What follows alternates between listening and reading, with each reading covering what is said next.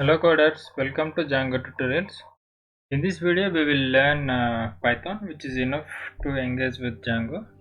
First download Python software. Go to Google and type download Python and go to python.org link and go to download. Choose your OS based on which OS, whether Windows or Mac OS. Click on download for Windows file. The current version is 3.8.5. You can save it and install it. After installing, let's check whether it is installed or not. The code editor I'm using for this Django tutorials is Python. I recommend you to do that because it has a great interface for editing Python code. Let's check. To check, go to terminal level. This is the terminal level and type Python. Yeah, if it is coming like Python space 3.7.6, Python is successfully installed in your system. Yeah, let's start. Let's start Python. Let's create a Python file. Let's say, what is this? Django.py. I created a file for you. Let's start. Let's create a variable. In Django, you don't need to give any explicit declaration of variable. You just need to type the name of the variable. Let's say our variable name is I. It has value some 0. Yeah, that's it. You don't need to write anything. You don't need to explicitly declare that variable, and type print I.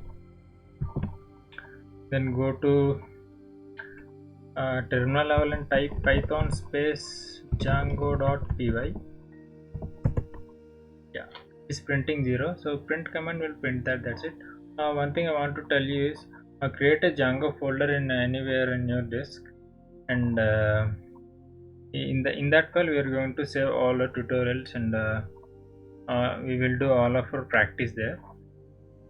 So I have saved Django.py and Django file that is located in desktop. And okay, print is over, and next let's do some for loop. We will write some for loop for I in range of 10. See, make sure that for statements is ends with this semicolon, and indentation is compulsory. This one, okay, and it comes automatically when you enter in Python. If you use any other editor, it may come, it may not come. In Atom editor it comes. Let's check and print I.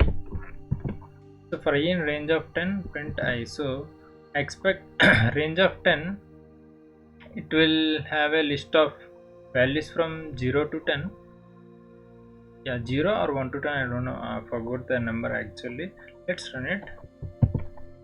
Yeah, it is coming from 0 to 9. Yeah, here 0 coming twice because we have print I already.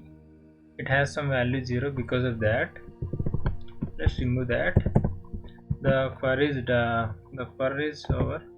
Let's try to do some while loop.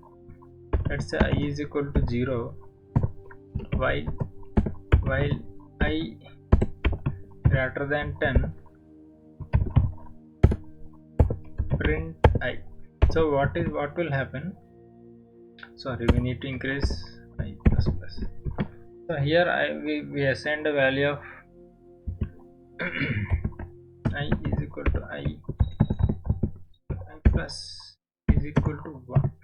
Yeah. So I is equal to 0. We assign the value 0 to I, and we will enter into the loop while block. This is this block only when I value is greater than 10. Sorry, let's say put less than 10. Only when I value is greater than less than 10, then it will enter into that block and execute these two statements.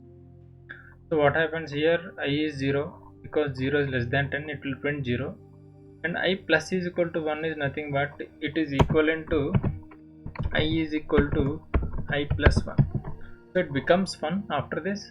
Again it comes and check here, 1 is less than 10, it will print 1. So it will repeat until it becomes 9. So it will print up to 9. If after 9 I will become 10 at here. So 10 is not less than 10, so it will stop iterating, it will not print anything. So let's run it.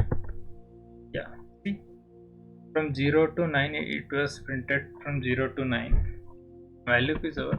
Next, go for if statement. If let's say I is equal to G10, let's say I is equal to 10. If I is less than 10, print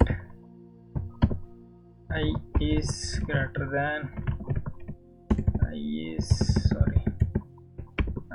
I value is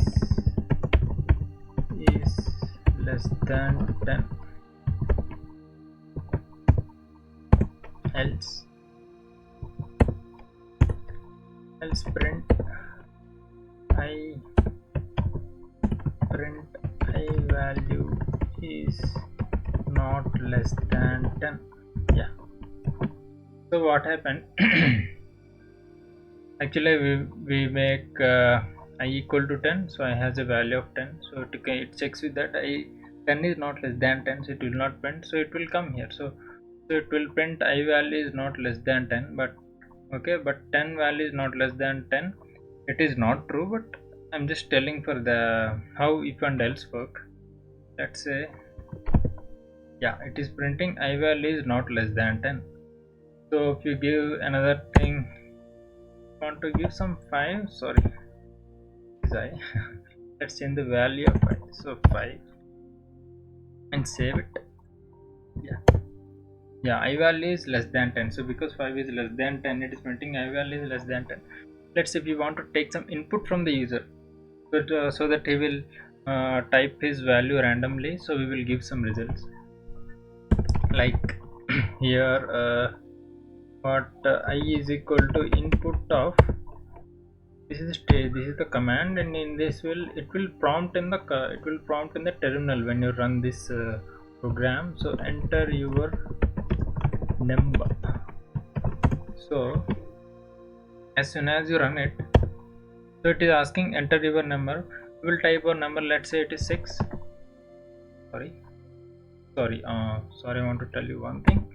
So so the default data type for this input is string, so we should convert this to integer, because we cannot compare this string with an integer, because I is string here because of the input command. So we should convert this to I is equal to int of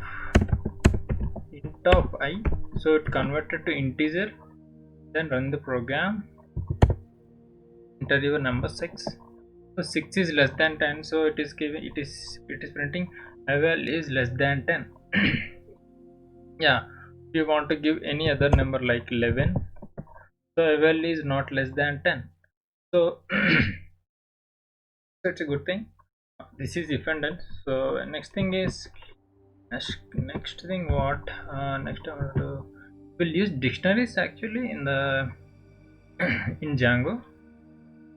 You can create a dictionary like dictionaries. Let's create a dictionary with the name profile is a dictionary.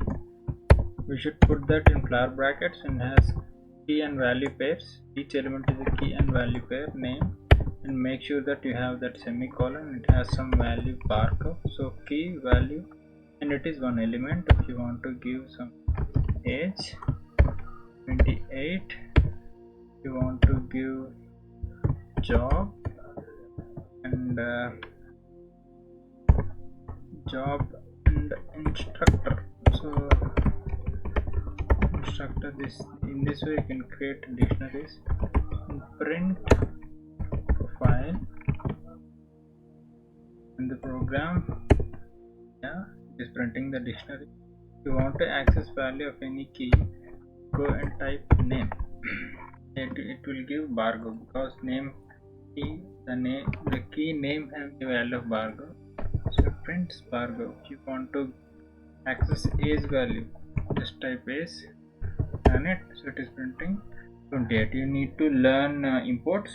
I will explain in the next tutorial by creating a project, and we are importing some modules.